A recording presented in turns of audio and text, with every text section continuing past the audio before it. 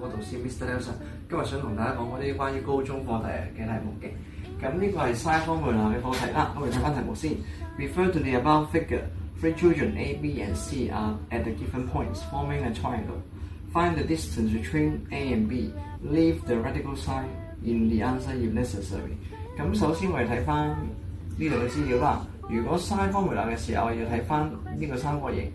A over sin angle A 咧就會等於翻 B over sin angle B， 亦都等於 C over sin angle C 嘅。咁套用翻落呢個情況啦，咁我哋要揾 AB 嘅長度，所以 AB over sin angle 對面 ACB 就會等於 AC over sin angle ABC 嘅。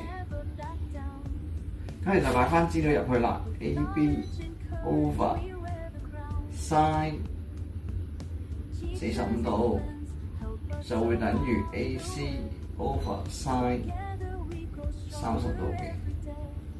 咁再下一步啦 ，AB 咧就會等於 AC over sin 30度乘以 sin 45度。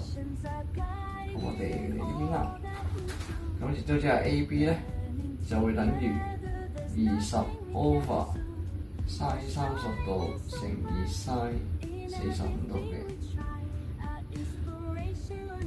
再下一步啦，就係20 over 0.5啦，再乘翻 sin 45度就係開方2 over 2嘅，咁我哋就最終會得出 AB 咧就會等於20開方2 m 啦。